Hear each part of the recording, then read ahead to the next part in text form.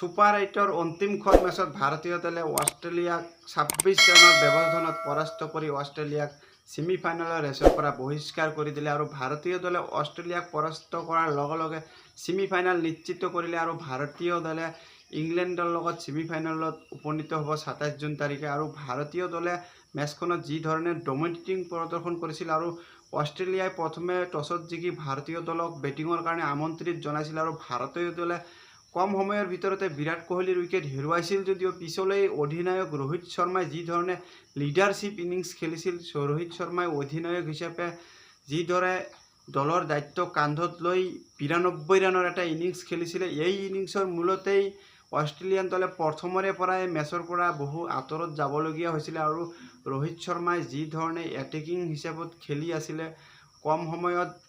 এটা উইকেট হেৰুৱা দলৰ ওপৰত যি এটা প্ৰেছাৰ মেইনটেইন হ'বলগীয়া আছিল, তেনে ক্ষেত্ৰত ৰোহিত শৰ্মাই বিপৰীত ৰূপ ধাৰণ কৰিছিলে আৰু Mitchell Starc number 1 fast bowler, যি মিচেল ষ্টাৰ্ক প্ৰত্যেক অভাৰতেই ব্ৰেক থ্ৰু দি থাকে বিৰোধী দলৰ ওপৰত আৰু সেই মিচেল ষ্টাৰ্কৰ চতুৰ্থ অভাৰত ৰোহিত শৰ্মাই 29 ৰান সংগ্ৰহ কৰিছিলে আৰু এটা অভাৰতে 29 ৰান লৈ এই বিশ্ববিখ্যাত বলাৰক যি ধৰণে বিধ্বংসী ৰূপত কোবাইছিল ৰোহিত শৰ্মাই, ইয়াৰে পৰাই ভাৰতীয় দলে মেচত বহু দূৰ আগুৱাই যাব পাৰিছিল। মেচখনত ঋষভ পান্তে কেৱল মাত্ৰ 15 ৰান কৰিছিল যদিও 38টা বলৰ ভিতৰত ৰোহিত শৰ্মাৰ লগত 87 ৰানৰ এটা যি পাৰ্টনাৰশ্বিপ কৰিছিল আৰু এই পাৰ্টনাৰশ্বিপত ঋষভ পান্তৰ কেৱল মাত্ৰ 15 ৰান আছিল আৰু ইয়াৰ পৰাই অনুমান কৰিব পৰা যায় যে ৰোহিত শৰ্মাই কি ধৰণে বিধ্বংসী ৰূপ ধাৰণ কৰিছিলে। তাৰোপৰি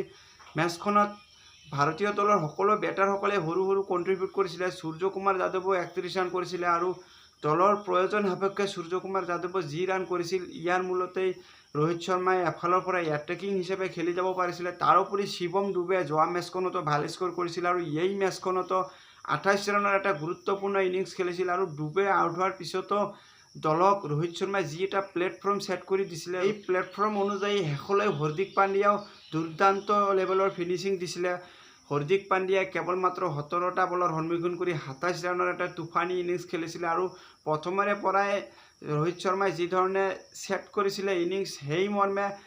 শেষলৈ যি ধৰণে ফিনিচিং দিব লাগে সেই মৰ্মে ফিনিচিং দিছিলে হাৰ্দিক পাণ্ডিয়াই আৰু ভাৰতীয় দলৰ বেটাৰসকলৰ এই ওপৰজুপৰি ভাল প্ৰদৰ্শনৰ কাৰণে ভাৰতীয় দলে পাহাৰ সাদৃশ 205 ৰান সংগ্ৰহ কৰিব পাৰিছিলে আৰু অষ্ট্ৰেলিয়াক 206 ৰানৰ লক্ষ্য বান্ধি দিছিলে আৰু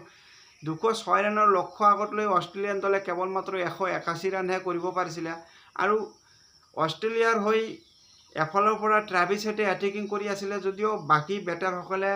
একোই কৰিব পৰা নাছিলে। প্ৰথম অৱস্থাত অৰ্শদীপ সিঙে ডেভিড ৱাৰ্ণক কম সময়ৰ ভিতৰতে আউট কৰিছিল যদিও পিছলৈ মিচেল মাৰ্ছ আৰু ট্ৰেভিছ হেডে দুয়ো মিলি ভাল এটা পাৰ্টনাৰশ্বিপ কৰিছিলে আৰু দুয়ো মিলি দলক চিচুৱেশ্যন অনুযায়ী আগুৱাই লৈ গৈ আছিলে ট্ৰেভিছ হেড আৰু মিচেল মাৰ্ছে। পিছত শেষলৈ ভাৰতীয় দলত অক্ষৰ পেটেলে যি এটা দুৰ্দান্ত কেচ ধৰিছিলে আৰু